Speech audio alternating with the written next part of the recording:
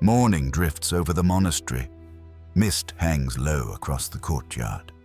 A monk sweeps fallen leaves, each motion slow, measured, and yet inside, his thoughts rush faster than his broom. He wonders if he's done enough, if his practice is deep enough, if he's worthy to guide others. The bell rings in the distance, but the sound feels far away, like the peace he keeps trying to reach. He pauses, the broom still in his hands. Breath comes in, breath goes out. For a moment, everything feels still. Then a new thought slips in. Ah, this is mindfulness. He smiles, then sighs, because even that thought is another ripple in the fog. People often imagine a monk's life as silent, serene, but silence has its own noise, the echo of the mind talking to itself. He sits in the meditation hall, surrounded by stillness so deep that he can hear the sound of his own heartbeat. Yet, inside, a quiet comparison arises. Why can't my mind be as calm as his? Across the room, another monk sits perfectly still, eyes closed, unmoving, like a statue, and envy, soft but sharp, flickers in his chest. He notices it, but the noticing feels heavy. How can a monk still feel jealousy? He asks. The breath answers softly. Even this is seen. The fog isn't a punishment. It's the ground where clarity learns to walk. He chants before the altar, voice low, rhythm steady, offering each word like a petal. But deep down, a subtle desire moves, a wish for divine approval, a hope that someone, God, Buddha, his teacher, might notice his sincerity. Midway through the chant, he catches the thought and smiles gently. Even devotion, when mixed with wanting, becomes another mist in the mind. He breathes, and the desire softens into tenderness. He realizes he's not praying to be seen anymore. He's praying to stay awake. The incense burns. Smoke curls into the morning air, just like thought. Rising, changing, vanishing back into the space that holds it all. Even small moments can test stillness. A young novice forgets to clean the lanterns again. The monk feels irritation prick like a thorn. He raises his voice just slightly, then sees surprise in the boy's eyes. The broom in his hand feels heavy. He bows softly, not to the boy, but to the part of himself that still reacts. He breathes. The irritation becomes warmth.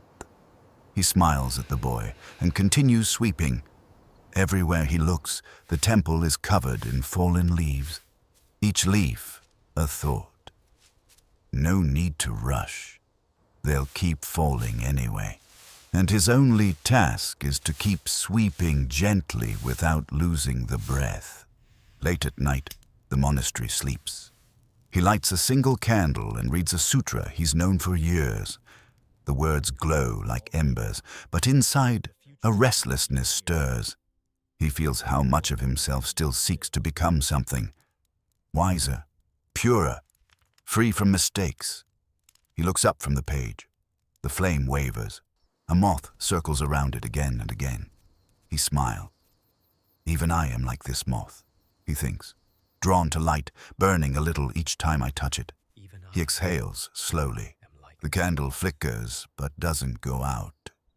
In that trembling glow, he sees himself clearly. Human, sincere, unfinished, and perfectly held by awareness. Before dawn, he walks outside again. The fog still lingers across the hills. He breathes deeply, and this time, he doesn't try to make it disappear. He just walks. Step, breath, step. The air is cool, and every exhale turns to mist. He watches the breath become visible, like spirit made real. And suddenly, he understands. The fog is not the enemy. It's the invitation. Each cloud of confusion is simply asking to be seen. He stops, folds his hands, and bows to the breath itself. The bell rings again, not to mark the hour, but to mark the seeing. And in that sound, the day begins anew. The morning sun slips through the mist. The monk sits under the Bodhi tree, listening to the sound of his own breathing. At first, he tries to calm the mind. Then a mosquito lands on his arm. He feels the sting, a flash of irritation. The old instinct says, brush it away. But instead, he watches. The mosquito drinks. The thought rises, this is wrong. Another thought answers, no, this is compassion. He smiles. Both thoughts are just clouds. The breath moves through them gently. Seeing, not judging. He realizes the mosquito isn't the test. The mind is. And in that moment, the breath becomes light. A seeing that holds everything without choosing sides. Later that day, he joins the community meal. The hall is filled with quiet rustling, bowls, footsteps, whispered chants. A novice spills rice on the floor. A monk sighs softly nearby. The old habit inside him wants to correct, to teach, to control. But the breath interrupts. A pause, a space. He sees the urge to instruct, the small satisfaction of being right, and in that seeing, it melts, like ice under morning light. He helps the novice silently, sweeps the grains into his own bowl. No need for words. No need to be the teacher this time. The breath is teaching both of them, without a single sound. Sometimes, wisdom looks exactly like humility. He walks along the temple corridor and hears two monks whispering behind his back. Their words are not kind.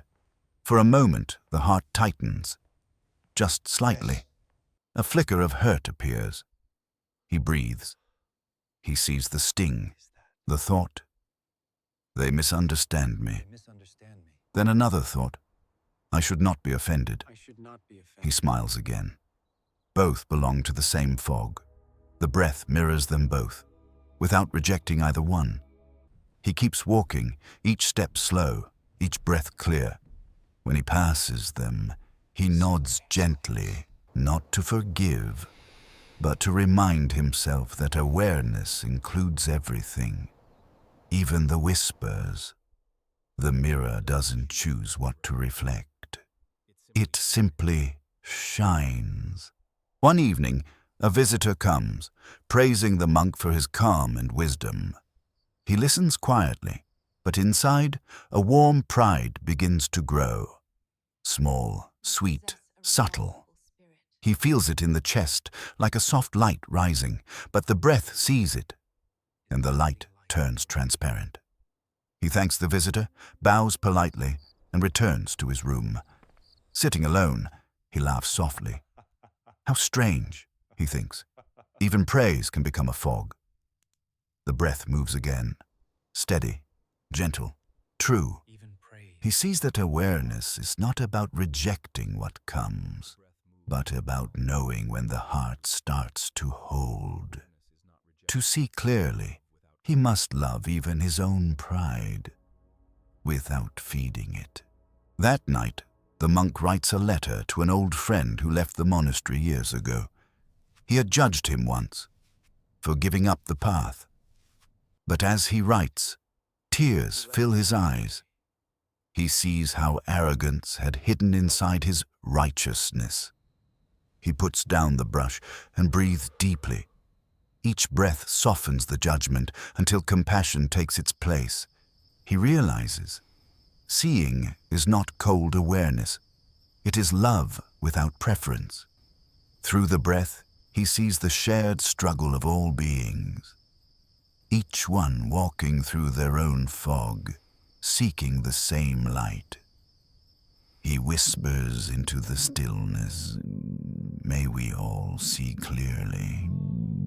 And the night feels alive, as if the stars are breathing with him. At dawn, he returns to the courtyard. The fog is thinner now. Every leaf, every sound seems touched by light. He sweeps again, not to make the ground clean, but to stay close to the breath. The broom glides like a prayer. He notices a bird singing, a novice laughing in the kitchen, a bell ringing somewhere far away. And in all of it, the same rhythm, breath in, breath out, life breathing itself. The monk stops, looks up at the sky and whispers, "The fog was never the enemy." He smiles, because now the seeing itself has become his practice. The breath no longer belongs to him. It belongs to everything. There comes a time on the path when the mind becomes proud of its own quiet. A monk sits in meditation, feeling the breath slow. The thoughts fade, and the mind whispers, "Now you're doing it right." He smiles, but something inside tightens, because even that thought, "I am calm," is still a ripple in the lake. Later that day, someone criticizes him, just one word, and irritation rises like smoke. He feels ashamed. How can I still be angry after all these years? But awareness smiles gently. It says, even this is seen. Even this belongs. The breath does not reject the imperfection. It breathes through it. Because the way beyond the doer is not by becoming flawless, but by seeing clearly who is still trying to be perfect. People think a monk's life is peaceful, that silence means freedom. But silence can echo loudly when the heart is not at rest. He sweeps the temple courtyard, and a novice passes by without bowing. A sting of pride touches his chest. The broom stops mid-air. "I'm still expecting respect," he realizes. Or during chanting, he catches his voice, wanting to sound pure, to appear composed. That too, just another subtle self, dressed in robes of humility. Even the wish to be good can become a chain if it hides the fear of not being enough. So he breathes, feeling the pulse of life beneath all identities. Monk, teacher, disciple. All just garments worn by awareness. And in that breath, the robe becomes lighter. It's no longer who he is. True sincerity is not clean. It's messy. It means facing the parts you'd rather hide, even as a monk.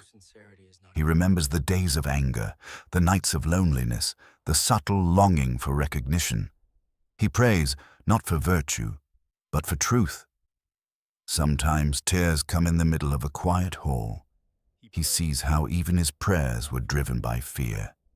Fear of failure, fear of not being holy enough. And yet, in the middle of that confession, something opens, a tenderness too vast for words. A forgiveness not from God above, but from the stillness within. Because awareness never condemns. It only sees. And in that seeing, every flaw becomes a doorway back to simplicity. Even deep stillness gets tested. One morning, he wakes to find someone has spoken ill of him. Old heat stirs in the belly. He watches it, but the heart still trembles. He sweeps again. The same courtyard, the same wind. The breath whispers, "Don't pretend calm. Just see." In that moment, he bows. Not to a statue, but to the movement inside himself. He breathes through the sting, and suddenly the anger turns into understanding. They suffer too. Awareness doesn't protect him from pain. It makes him transparent to it. The insult passes through, like wind through bamboo, and he realizes peace isn't being untouched. It's being open enough for everything to pass through without leaving a trace. After years of practice, there comes a morning when he sits to meditate, and there is no one left to meditate. No monk, no watcher, no mind trying to be still. Just breath, coming and going by itself. Birds call outside, a dog barks in the distance. Each sound rises and fades in the same vast silence. He realizes that awareness was never his possession. It is the nature of all things, of wind, of grass, of pain, of joy. The seer dissolves. There's only seeing. The breather disappears. Only breathing remains. And in that absence, everything shines. The wooden floor, the sound of the bell, even the dust floating in the light. All of it, just life, seen by itself. From that day on, nothing outward changes. He still eats, sweeps, teaches, smiles. But inwardly, the sense of I has thinned like mist in the morning sun. A novice spills tea on his robe. He smiles gently, feeling the warmth seep in, and nothing inside moves. He listens to villagers argue outside the gate. Their words rise and fall like waves breaking on the shore of stillness. When he speaks, his words are slow, as if carried by wind. He no longer seeks peace. Peace breathes through him. The breath that once belonged to a monk now belongs to the whole sky. And through that breath, the world sees itself. Clear, silent, awake. Afternoon sunlight filters through the trees. The monk walks slowly along the garden path, each step soft against the earth. A breeze passes through his robe. Cool, effortless, alive. And suddenly, he feels it. The same wind that moves the leaves is moving his breath. The boundary between him and the world dissolves. It's not I am breathing. It's simply breathing happens. He stops, smiling. Years of effort, years of trying to purify, all seem unnecessary now. The sky has never fought the clouds. It only waits, wide, open, infinite. And when the wind comes, the fog clears by itself. This is peace. Not an achievement, but a remembering. He used to fear his old habits, the flare of anger, the sting of pride. He tried to suppress them like weeds in a garden. But now, when they appear, he just breathes and smiles. Anger arises. He feels its heat and breathes through it like wind through fire. Pride appears. He sees it, bows to it, and lets it pass. He no longer calls them enemies. They are old friends, just visiting, reminding him of the path he once walked blind. Karma still moves, but it's seen, transparent, like water flowing through clear glass. What once chained him now teaches him gentleness. The monk no longer breaks karma. He walks through it as light walks through air. One morning, a villager comes to confess. He has stolen food to feed his family. The monk listens quietly. The man trembles, expecting judgment. But the monk's eyes are calm, like still water. He says softly, "Your suffering is not separate from mine." And tears rise, not from guilt, but from relief. The monk breathes, feeling their shared humanity. In that moment, he sees how awareness does not divide sinner and saint. The same light that sees the thief also sees the monk. Both are held in the same vast mercy, and he realizes compassion is not something we do. It's what remains when the fog of judgment dissolves. Some days, questions still come. Am I enlightened? Is there more to reach? He smiles at the irony. Even these questions are just clouds passing through sky. One evening he sits watching the moon. Its reflection shimmers in the pond, perfect yet trembling. He throws a pebble. Ripples form, distort the image. Then slowly, it returns to stillness. He laughs quietly. Awareness is like this, always here, even when the surface shakes. The breath reminds him, not knowing is freedom, because only the mind wants certainty. Awareness just is. In the late afternoon, he helps a novice hang the laundry. White robes sway gently in the wind. He looks at them, fluttering like flags of surrender, and something opens in his chest, a soft joy without cause. The sky, the wind, the sound of cloth, the rhythm of his own breathing, all dissolve into one. He no longer knows where he ends and life begins. The breath moves through everything, through him, through the robes, through the space between. The monk doesn't call this enlightenment. He just calls it home. And for the first time, he truly feels he never left. Night falls. The temple is quiet. Lanterns glow faintly against the dark. The monk sits outside, looking up at the stars. They flicker, countless eyes of the sky watching themselves. He breathes, slow, steady, endless. He remembers the fog, the confusion, the striving. All of it now feels like a dream that taught him how to wake. There is no monk here anymore, no seeker, no teacher. Only the breath, the stillness, the infinite seeing.